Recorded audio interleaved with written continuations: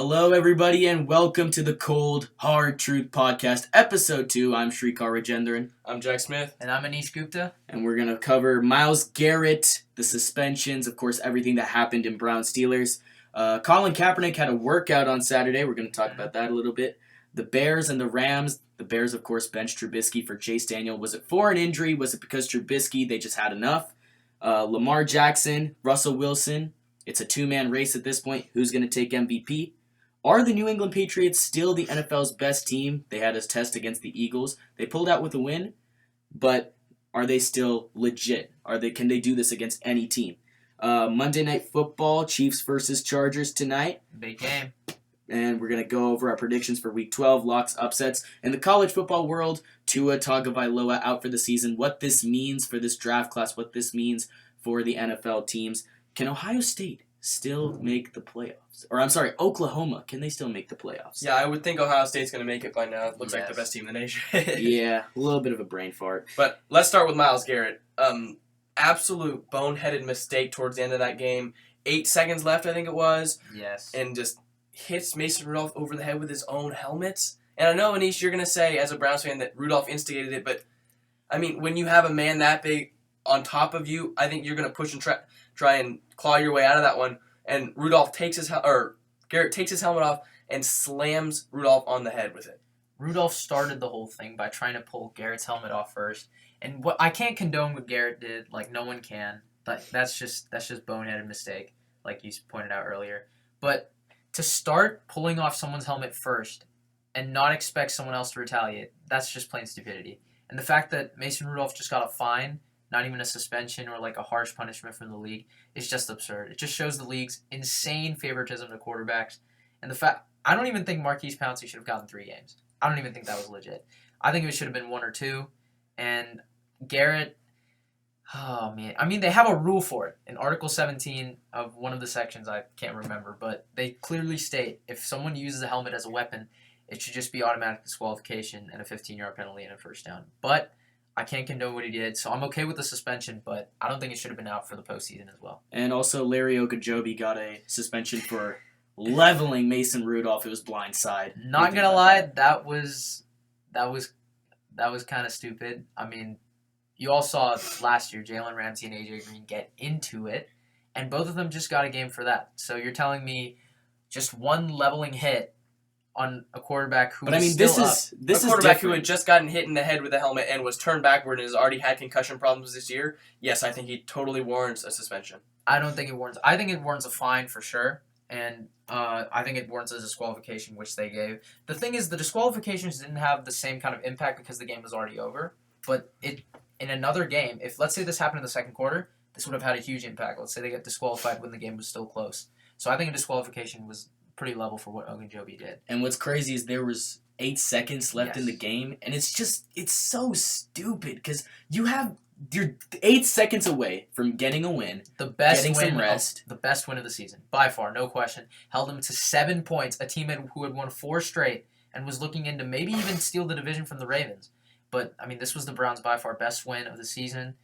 We were looking so good. I mean, the way Joe Schobert is playing, and I'm just going to say it here. Joe Schobert is looking like Luke Kuechly right now. Oh. Leading the league in tackles. I mean, he is.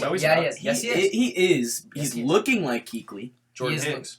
Doesn't mean he is Kuechly. He's looking like Luke Kuechly, and last game, he had 10 tackles, 2 tackles for loss, a sack, 4 passes defended, and 2 interceptions. That is an insane game. I'm sorry, I got to go with Joe Schobert. I think he's the leader of our defense. And though we lost Myles Garrett has not had a sack in a long, long time. And so Joe Schobert is 5th in tackles, sorry. A whole 18 behind Jordan Hicks. But I know last episode we talked about Myles Garrett as maybe being the front runner for Defensive Player of the Year. That's gone. That's not happening. That's definitely gone. He's not going to the Pro Bowl. Nope. He's done. He's done, yes. And there could be big ramifications on his career, too. But I think a lot of the blame should also go on the Browns coaching staff. Yes. As this team is maybe one of the most undisciplined I've ever seen. Leading the league in penalties, leading the league. They just, turnovers and how they just act on the field. Like, Myles Garrett, he's never had problems, but yes, he did punch Delaney Walker in the helmet, and he did also sack Luke Falk in a very dangerous way. So He's had a lot of roughing the passer penalties this year. And I mean, the Browns, even earlier in that game, multiple targetings. They took out Juju for the game. They made a Steelers receiver bleed from the head. That was unintentional, the Juju one. I know, yes, but the one on Deontay Johnson was... just a lot of dirty plays from the Browns. But it is a divisional game. I mean, things get heated. I mean, Yes, this wasn't a Bengals-Steelers game, which, I mean, you guys see it. Those guys get crazy out there. But maybe see Juju level someone again like he did Vontez I Perfect remember next that. time they play the Browns. I mean, Cincinnati does play Pittsburgh, and I'm just going to say here, I think Cincinnati is going to be more motivated for that game than Pittsburgh. I feel like Cincinnati has a real chance to maybe not win, but at least give them a run for their money there. And Anish, I think the game you're most looking forward to is the rematch against the Steelers. Oh, yep, December 1st. I mean, 2 weeks from now, it's going to be a big game, and I think Pouncey's not going to play, and the Steelers' O-line was looking absolutely terrible. But then again, of course, Garrett's not there. But Garrett, again, has not had that much impact for the Browns over these past few weeks. He just hasn't gotten sacks. He hasn't gotten tackles for loss. In fact, Ogunjobi has been our best player on the D-line. And like I said, Joe Schobert, I mean, this guy is something else. Perhaps one of the reasons he kind of had an outburst at the end of the game is he's been a little disappointed in his production the last couple weeks. But let's move on to Colin Kaepernick. Obviously, huge workout for him this weekend. What do you guys think about that? Yeah, it all began with a phone call to Kaepernick, an offer from the league to work out at a makeshift pro day on Saturday. And it's almost like an awkward dance between the NFL and Colin Kaepernick, who many view as a heroic figure or one that is diminishing the NFL, whether his exile would end. And it's finally like maybe, Colin Kaepernick's getting a shot. Maybe someone's going to sign him. But I don't think anyone's going to sign him, being honest. I think this whole Colin Kaepernick versus the NFL thing might have just ended there. Because I think everyone won here. But Colin Kaepernick, during this pro day workout, he sort of like audibled the whole thing because the NFL had this whole staged workout, and I think they were trying to sabotage Kaepernick here. With they wanted their media to send it out with their own narrative, and who knows, they could have done something to sabotage Kaepernick's workout, but Kaepernick found a way to get around that by getting into a high school field and having his own kind of setup. And by the way, it wasn't an outdoor facility, so it is even harder to make those throws in cold weather.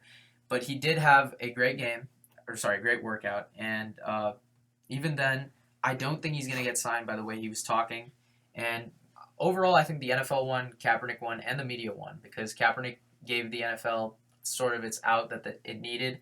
And when he antagonized the NFL in his interview, I think he gave himself the multi-billion-dollar NFL enemy of the people he needs. And last Thursday, the NFL announced that 11 teams, the Arizona Cardinals, Atlanta Falcons, Cleveland Browns, Denver Broncos, Detroit Lions, Dolphins, Patriots, Giants, Jets, Buccaneers, and the Washington Redskins all attended that pro day just to see if they have interest in him, get a second look. Maybe he can take a chance. But to be honest, I just don't think anyone's going to sign him. There's a key narrative theme between a lot of those teams is they need backup quarterbacks too. I don't think that anyone's going to come out and sign him as their starting quarterback in the league. But there are multiple teams that are in need of backup quarterbacks, especially ones with his experience in the playoffs and in the regular season. So they're maybe seeing if they can get a veteran presence, someone that a lot of the people in the locker room could agree with. But I think Kaepernick, overall, he's had more Super Bowl appearances and more NFC Championships appearances than 90% of the quarterbacks playing in today's game. But I think the real reason NFL teams don't want Kaepernick, it's not to do with the distraction and all the circuses he's had in the past 3 years. I think many NFL teams don't want a player of Kaepernick's, insight and just how he condones himself in a locker room full of, young black African American players who might have their eyes opened by what Kaepernick has to say. So do you guys think that this was a sincere opportunity for Kaepernick to get a shot in the NFL, or was this just a PR stunt? It could have been both. You never know, but I think NFL teams are still, I think back to my earlier point, I think just with all the young players coming into today's league, they're actually getting younger and younger, with some coming in even at the age of 21. I mean, these players, they're still developing, and with Kaepernick's ideas getting up to them, who knows, they might start protesting during games too and cause another huge ruckus. I think the NFL realized if they give Kaepernick an opportunity and he doesn't get signed, then the whole narrative with him will be over from that point. And I think they realize now that a lot of the teams were not going to sign him, so they threw him tryout day, Yep. and when he doesn't get signed, then he can't complain anymore because he's had his And opportunity. only less than a week in advance too. Yep. But I think we can all agree that the odds of Kaepernick playing again are slim to none. I mean, in the end, the Kaepernick story will go down as one of the best and maybe one of the lowest points in league history. Yep. The fact that Kaepernick chose to use his power and platform to bring attention to an issue that is really vital to millions of people of color, and it was undoubtedly one of the bravest acts in league history. Couldn't agree So more. I commend him for that. People have different viewpoints on this, but I think, unfortunately, I just don't think this is. I think his time. we've seen the end of Kaepernick in the NFL, and I think their ties are probably cut loose after this. So, the New England Patriots, let's talk about them a little bit. They recently came off a win against the Eagles. They did lose to the Baltimore Ravens, who are on a very nice streak right now. Yeah. At 9-1 and the reigning Super Bowl champs, they are the logical choice for the NFL's best team. But are they really the best team in the NFL? What do you guys They think? should have lost yesterday. The Eagles' offense, without their top couple of receivers, are not good. Absolutely They're- porous. They are missing Deshaun Jackson out there. They might be the most boring team in the league. Like, it's hard to watch their games. Their offense is just so poor. And they held the Patriots to 17 points yesterday, forced a ton of 3-and-outs. And I think it was in the last 10 series for the Eagles, they did not score a single point, which is not how you beat a team like Patriots' the Patriots. offense has just been absolutely horrendous this year. Like, not even top 20. But you got to give props to the Eagles' defense. I mean, this secondary was coming in, like, absolutely. They were getting shafted with teams left in and out. I mean, they were just not doing well, and to do well against Tom Brady, who didn't throw for a touchdown, by the way. It was Julian Edelman who threw the game winner. So, but I think the Patriots, you can't bet against them. No, exactly. When you have the best coach in the league by far, you never count them out. And not only that, I still think Brady's got to be in that top 3 for quarterbacks. Despite him not having the stats, it was the same thing with Peyton Manning. You're seeing a similar type of form here.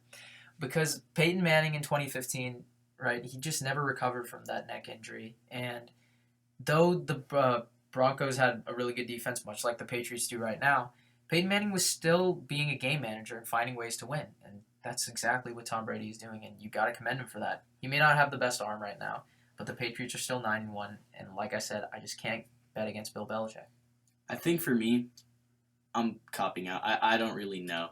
Because what happens with New England is we always say, oh, they're not good, they're not the best. And then they beat everyone in the league and they just end up in the Super Bowl. So The I AFC's think, always been weak, but this year, you don't know now. but we've said that in years past. That is and true. yet they still end up in the Super. Like Exactly I think the my Patriots. point. You can't bet against them. I think the Patriots have more than a few surprises left. If this they, season. how about this? If they get the first seed, I think it's over. I think it's wraps. They're going to the Super Bowl. I think that's fair to say because they don't lose at home unless it's the Jets, but they just don't lose at home. The Denver Broncos, they suffered an unthinkable loss to the Minnesota Vikings. They were up 23-0, blew that whole lead down. And as a result, Vic Fangio, he's sitting on the hot seat right now. What do you think about his job security? Do you I think he's gone gone? at the end of the year because the Broncos could have won so many of these games. I mean, they lost to Eddie Pinheiro. I mean, they've like the Bears kicker on the final snap. They've just been losing games that they should win. And I mean, they could be sitting here 6-4 right now instead of where they are right now. I never really commend firing first-year coaches, especially, like, yes, you're saying that they could have won a lot of these games, but also he's a first-year coach. And if a first-year coach can come in and be in winning situations, I think you stick with that and you hope that he can fix it for the next year. The Broncos haven't had a winning situation for 4 years.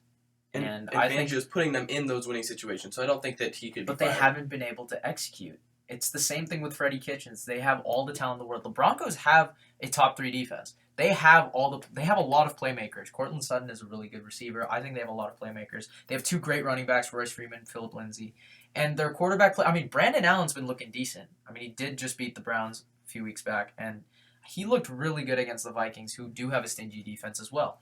But, I mean, if you can't coach them to win these tight games, why are you even there? The Broncos have high standards over there. They have won the Super Bowl 3 times, and they have high standards up there, especially with the GM as John Elway. And to not be able to win these games, it's just not looking And then good. Bradley Chubb got hurt, and Von Miller's not been himself this year. Exactly. So Yeah, I'm not sure how Fangio survives. This ugly loss was on Fangio, no question. But overall, I think some of the blame does go to John Elway. It has to go to Elway. Yeah. He hasn't really gotten it right in Denver over these past few But I years. think Brandon Allen could be a good replacement. I think he can. The Jacksonville Jaguars benched Gardner Minshew this past week because Nick Foles was set to return. Rip Minshew mania. Yep, and Foles' return was promising early with a 34-yard score to DJ Chark, who's becoming his new hot target, Yep. and then everything went downhill from there.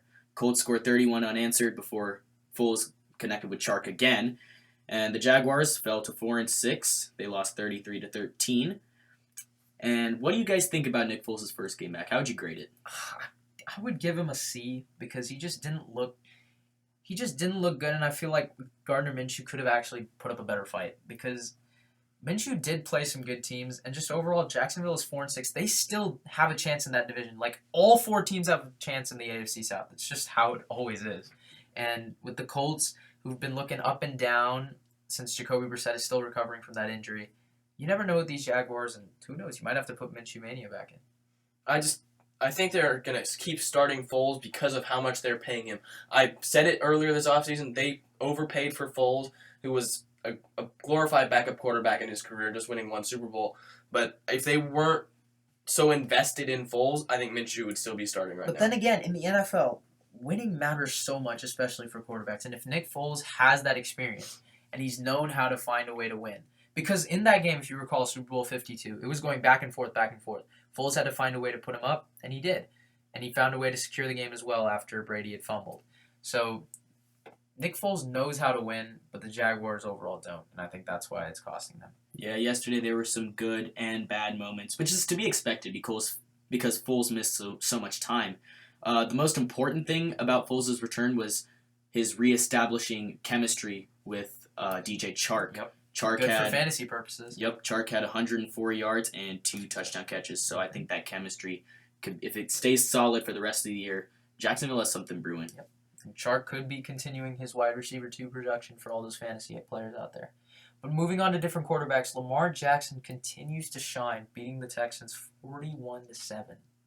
What are your thoughts on that? Well, he previously beat Tom Brady. He's beat Deshaun Watson. This guy can easily win MVP. Yep. I mean, Russell Wilson's in it. He's in it. But, I mean, in my opinion, I think Jackson's going to win MVP this year. I agree.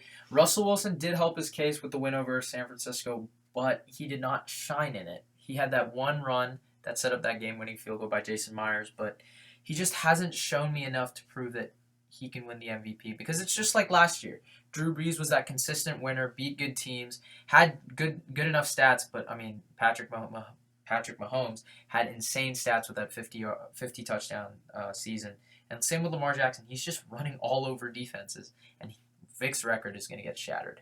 I'm sorry, but Lamar Jackson's going to be the proud owner of that record, and I think he's going to win MVP as well. Jack, what are your thoughts?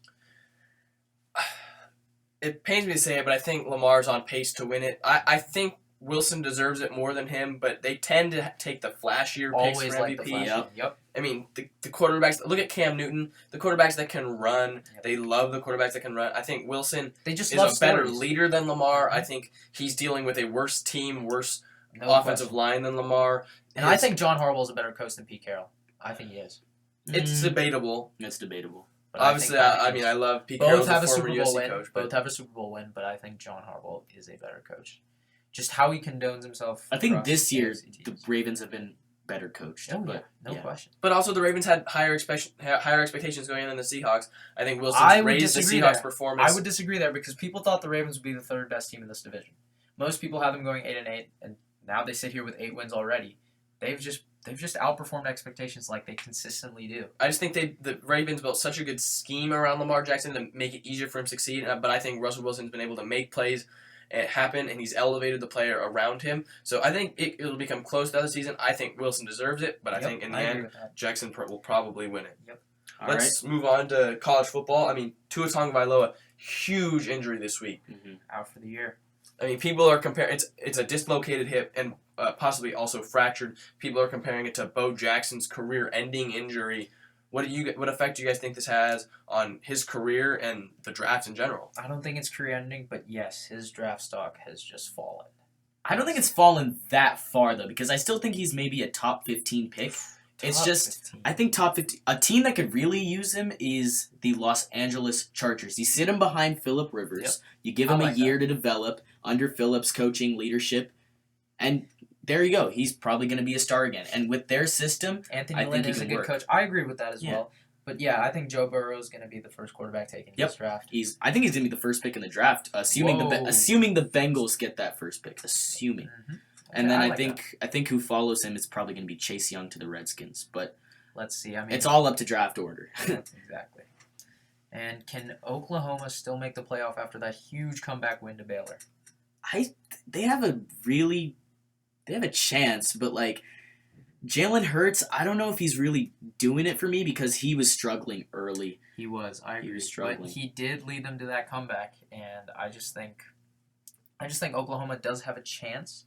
It's very slim, but their defense did look good, getting 3 turnovers, something that we have not seen from these Sooners. But Jack, what are your thoughts? I don't think you can put them in over Oregon if they win the Pac-12 championship. I think that Oregon would have won, it'll probably be 10 straight, I think. 11 straight. Yep.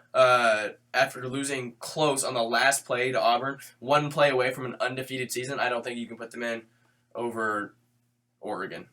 Well, yeah, Oklahoma does have one against Oklahoma State. I mean, you never know with these Sooners. Like, they've just been inconsistent rather. But we'll see. I think you're right. Oregon might sneak in. But, I mean, this 4 And this spot, is assuming that the top 4 don't stay the same. Yeah, exactly. Because Georgia could lose as the schedule goes on. And I believe they play Auburn later on. And that's going to be a tough game. Mm-hmm. Moving on, Week 11 and Week 12 predictions. We forgot to get Monday Night Football. So let's get our Monday Night Football predictions in. Yeah. Chiefs versus Chargers Obviously, in Mexico So City. we're recording this Monday at 3:17 p.m. So I'll let you guys go first.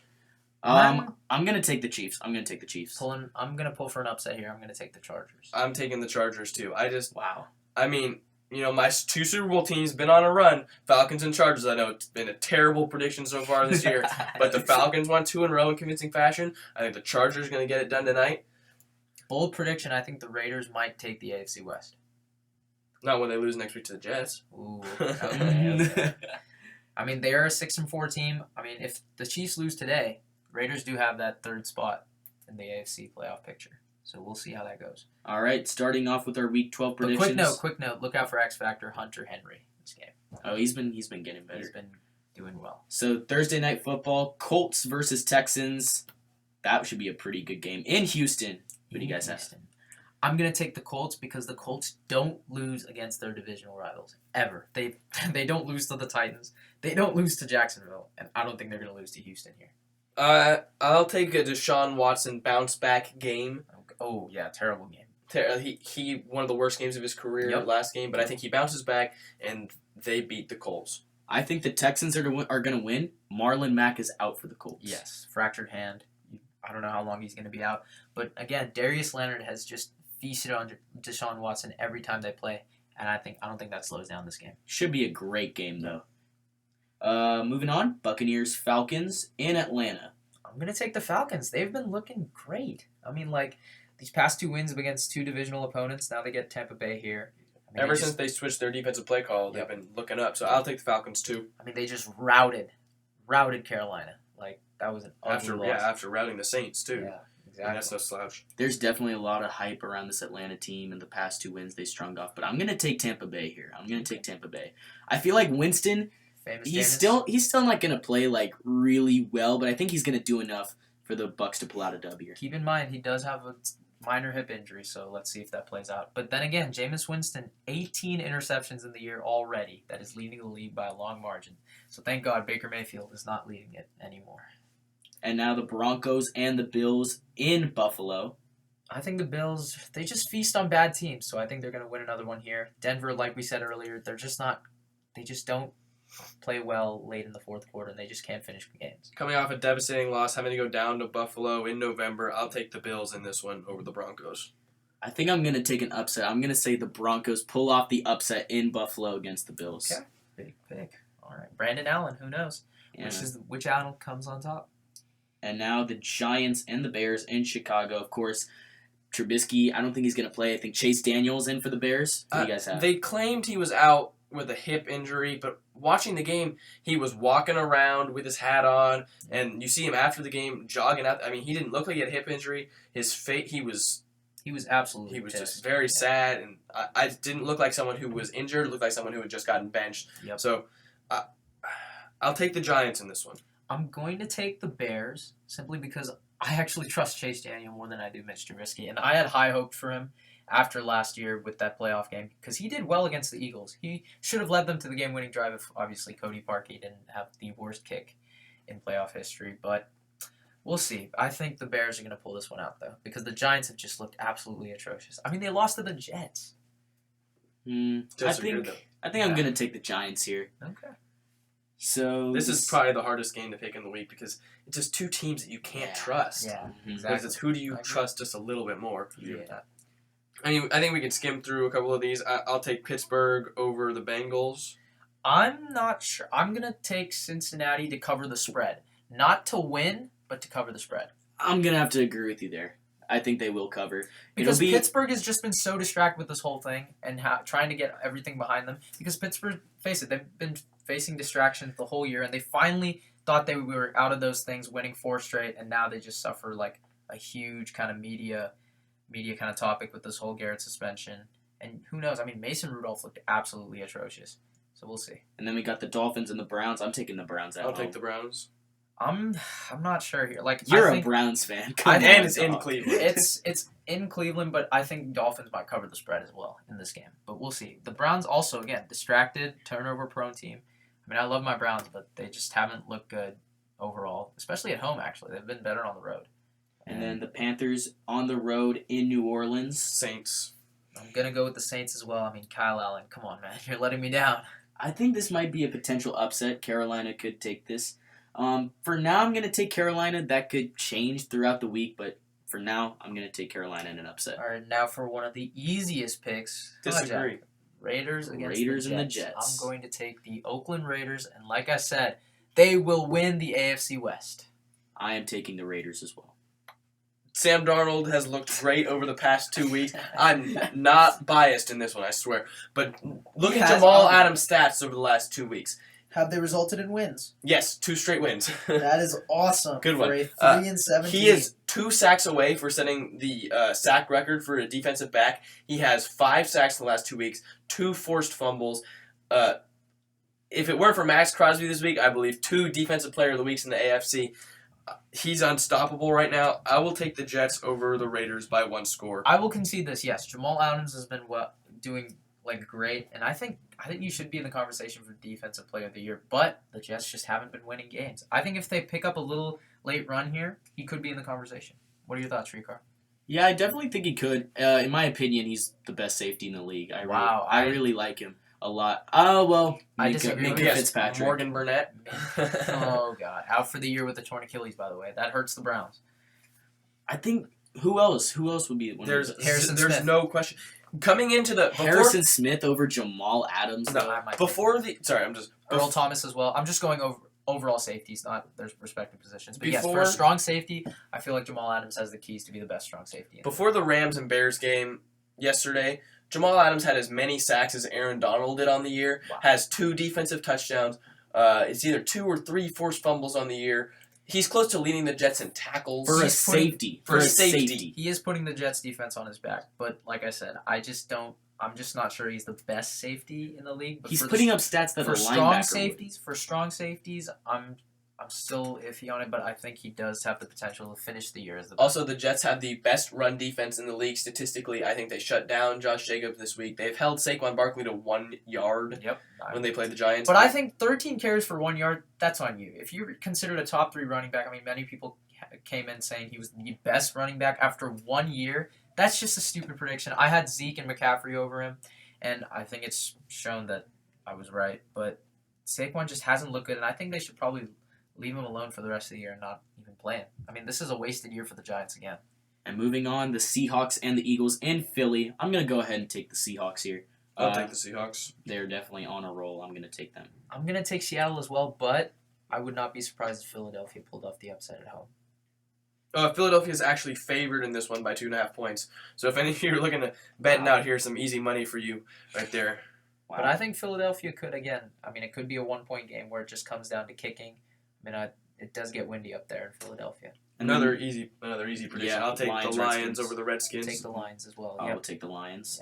The Jags and the Titans in Tennessee, a rivalry between these two. I'm going to take Tennessee here. Ryan Tannehill has been looking really good. Multiple passing touchdowns in every game he started for them. I'm going to say the opposite. I'm actually going to take the Jags. I think Nick Foles is going to bounce back here. Okay. I'll stick with the Titans. All right. And moving on, this should be a great one. Cowboys and the Patriots in New England. Who are we taking? I'm never going to count against the Patriots, especially at home. I think they're going to prepare so well for this game. I think Belichick gets them ready. I'll take the Patriots. I'm going to take the Patriots as well. Dallas has not beaten a good team. I feel like this is the game that Zeke is just going to go crazy. I'm going to take the Cowboys. I'm going to take the Cowboys in an upset. Dumb pick. No, I'm taking the Cowboys. Never count against the Patriots. Never bet against the Patriots. I'm going to take the Cowboys. I bet against them, Ravens Patriots, and I was right. I can bet against them, so I'm going with the Cowboys. And then Ravens Rams, another good game. No, don't forget Packers 49ers. That's a big one too. We're getting to that last. I have a lot to say about that. I'll take the Ravens. Ravens at the Rams. I'm going to take the Ravens as well. The Rams Just a dominant secondary against a lackluster quarterback this year in Jared Goff. I think the Ravens get it done. Again, the way John Harbaugh has been able to coach the secondary. Marlon Humphrey and Marcus Peters, again, it just seems like he always gets a pick six here and there. And especially against his old team. Yeah. But I like Marlon Humphrey's pass interference against DeAndre Hopkins this week that they didn't call. Yeah, these refs, man. Yeah, I got the Ravens. Lamar probably putting on another MVP performance, just boosting his case. And then moving on, the Packers and the 49ers. This is actually a very tough game for me to predict. Because if I say the Niners, I don't want to sound really biased. So I'll take this one from here. I got the Niners for sure in this game. Because the Packers, they haven't looked good even when they beat these teams. Like the Panthers, they let Kyle Allen drive 90 yards and potentially they were inches away from tying that game in the snow. And Kyle Allen hasn't played in the snow before in the NFL. He plays in Carolina. So I think the Packers just haven't looked good when beating these teams. Obviously, they suffered a brutal loss to LA. Aaron Rodgers only put up 160 yards. He just blew his MVP case right there. I'm going to take the 49ers again with their defense routing Aaron Rodgers. Routing. Okay. Routing. Yes. So you think it's going to be a blowout? No, not blowout, but I feel like they're going to get a couple turnovers on him. I think just like the Seahawks Niners, this will be maybe the most important and entertaining game of the week. Because they are winner does get the top seed Yeah. here in the NFC. I will take the Packers in this one because last time the Niners went against a dominant outside linebacker threat in Jadeveon Clowney, he absolutely feasted on their tackles. Now Joe Staley's out, and they're going against two dominant outside linebackers in both the Smiths, Preston and Zadarius. I think that the Packers find a way to get it done against the Niners. I think Garoppolo's kind of shown his weak sides in the past couple games, and I think that they take advantage of him, and I think that the Packers win, but it's going to be close. But just keep in mind, this NFC class is just loaded. There are 8 teams that could fight for a potential playoff spot here. Obviously, Dallas, Green Bay, the Rams, the Vikings, the Saints, the Eagles, obviously the 49ers and the Seahawks. And the thing you said about Jimmy Garoppolo, weak sides, I think the Niners, they did look kind of weak against Arizona, falling behind 16-0 early. I didn't think they would come back. Rookie, Deebo Samuel. Yeah, he definitely saved him there. Yep. 116 yards. Yeah, he really saved. Jimmy had a career day, but I think none of that could be said if it wasn't for Deebo Samuel. 2 red zone picks, though. Yep. 2 red zone, that's the weak side there. Yep. I feel like whenever he drops back, I get scared because I can't really trust him all that much. But I think Deebo has established himself as the number 2 receiver there, and I think he has. Though he has those drop problems, it's Deebo. He's a flashy guy. Do you know if Kittle's playing against the Kittle, Packers? We don't really have any injury updates. I'm expecting Sanders to play because he did play against Arizona. But if Kittle plays, I'm going to take the Niners. But if Kittle doesn't, I'm going to take the Packers. Sanders has not looked good in his game back, so we'll see how he looks. If Kittle does end up playing, I think my prediction will switch to the Niners. But assuming he doesn't play, I'll take the Packers. With or without Kittle, Niners are going to win. All right. Okay. So locks of the week. I'll start. I'll take the Saints over the Panthers as my lock of the week. For my lock, I'm going to go Raiders over the Jets. I think my lock of the week is going to be either the Steelers over the Bengals or the Browns over the Dolphins. Actually, I'm going to go Raiders over the Jets. I think that's my All lock. right. And then upset of the week, Jack, you go first. Jets over the Raiders, obviously. I feel like switching my Cowboys-Patriots pick. Actually, I'm going to go Patriots. So my upset of the week... I don't think you picked one. Oh, no, did you pick I Philadelphia? did. Yeah, no, I picked the Seahawks. Oh, I picked the Panthers probably upsetting the Saints. Okay. So I think that might be my upset of the week, yeah. And I believe Green Bay is favored at San Francisco. I'm going to take San Francisco. Nope, San Francisco's favored. Oh, so maybe that might... Yeah, I'll go with the Packers or the Niners. That's my Your upset? All right. I'm going to take... As my upset, I'm going to take Tennessee over Jacksonville. Or did you take the Giants? I'm taking the Bears.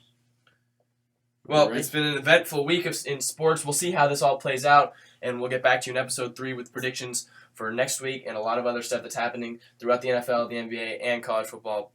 For Shrikar Zendran, Anis Gupta, and Jack Smith, this is the Cold Hard Truth Podcast, episode 2. We'll see you next week. See ya. See ya.